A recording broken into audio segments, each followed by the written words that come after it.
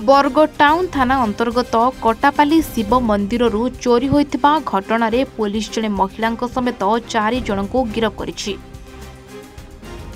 गिरफ अभियुक्त कटापाली पातिकारपल्लीर नील बेहेरा, सामल दास, बनस कानपुरिया और अक्षय घड़ई बोली पुलिस सूत्र सूचना दैछन्ति। सेमानंको ठारू चोरी होइथिबा तंभा नाग, 2टी त्रिशूल, पित्तल गड़ू, दुर्गा मूर्ति, अष्टधातु पार्वती मूर्ति समेत बहु सामग्री जबत करिछि पुलिस। गत 15 तारिख राति रे कटापाली बालुंकेश्वर शिव मंदिर चोरी होइथिबा नै अभियोग होइतला, जहाकु नै संधानी कुकुर सहायरे टाउन थाना पुलिस तदंत जारी रखिथिबा सह चोरी सामग्री सह 4 जन को गिरफ्त करिछि।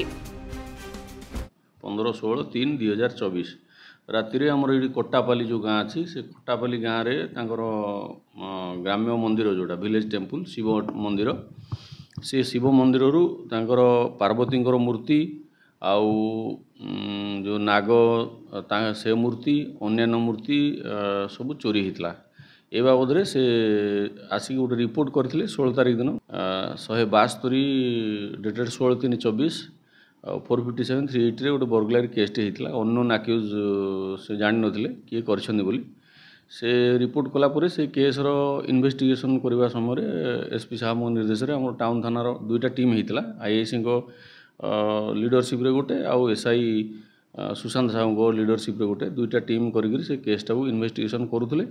इन्वेस्टिगेशन कलारू जना पड़ला जे हमर पटिकरपाली गाँव रो 2टा पिला सामल दास आउ बनस कनपुरिया ये 2 जन चोरी करछन्ती एवं से नहींकि देइछन्ती अक्षय घड़ई आउ नीली बेहेरा ये 2 जन को देइछन्ती। 4 जन जाक गिरफ होइछन्ती। बरगड़ विजय कुमार मिश्र रिपोर्ट, ये वन ओडिशा।